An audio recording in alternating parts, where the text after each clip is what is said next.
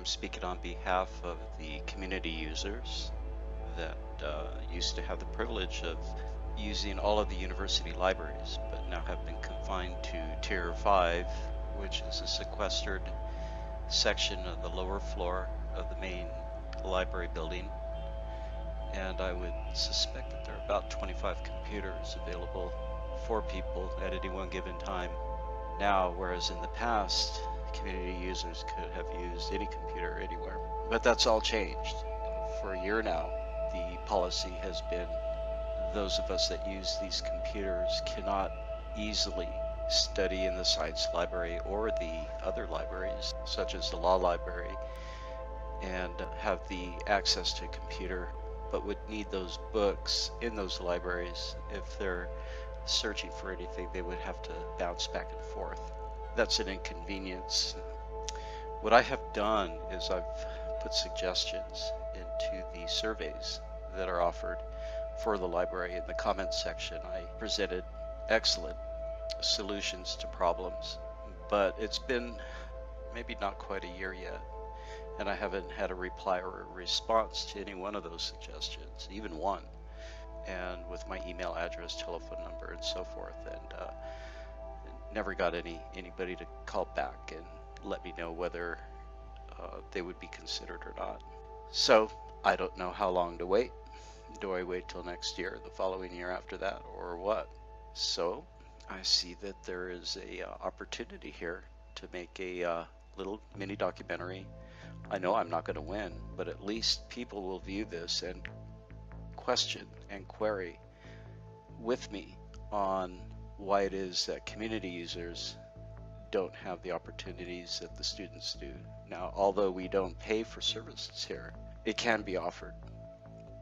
I would be more than delighted to pay, something reasonable just to be able to use computers elsewhere on campus to do my research. I'm here doing work, and it's serious work, and I need the availability of computer programs as well that are not loaded up on the computers on campus, including Tier 5, but are available in the multimedia zone on the same floor, just kitty corner to Tier 5.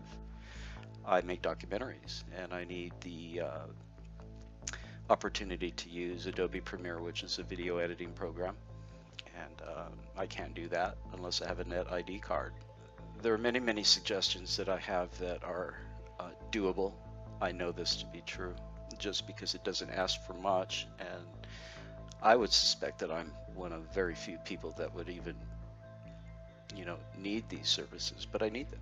And if we have off-campus folks coming in to watch a ball game, but they happen to be here for a weekend and their laptop breaks, or they have no access, but they want to use a library, well, what's going to happen to them? They're going to have to be placed in our tier, and there are times when it's completely full.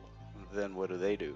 Just because they have more clout, jobs, are not homeless or whatever, would they be given the option to use another computer that would sidestep policy, or would they have to suffer just like we do? We got about 1 million people here in Tucson, and public libraries are faulty in ways, and they don't have the programs that they do in Tier 5, but Tier 5 doesn't have all the programs that some people need.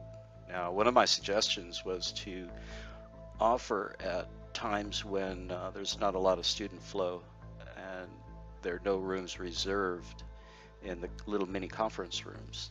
Well, they call them study rooms. And they got a plasma TV where if I would like to have a discussion group and then show a video on the screen, it would be nice to have at least the opportunity to reserve a room for an hour or two a week at off times, and not during the finals when all of the rooms would be pretty much occupied all the time.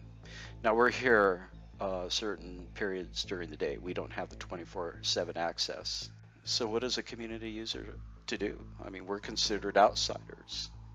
Being able to speak with a normal voice using one of the study rooms is ideal for not being a nuisance or a bother to students out on the floor. It also allows people that like to do recordings like I'm doing right now for video presentations that I compile here at the university. My suggestion for the opportunity to reserve a room is one thing that's being denied, not considered. Otherwise, I would have gotten a call back right away. And every librarian who I'm friends with, or they know me very well, aren't able to give me an answer. It seems one person is responsible for looking at all of the comments that are brought into the surveys, and then probably brought to the attention of the policymakers who aren't really considerate enough to invite somebody like me to discuss it. So what they're doing is they're looking for suggestions that they think are doable, that fit within the policy parameters. Really look at opportunities that can benefit the university library. Let's not just look at this as community users, but users that come in from out of state. You know, they shouldn't have to have their jaw drop and eyes open and say, this university is under lockdown. We don't want that to come across their minds. I think that we want this university to appeal to each and every one of us equally.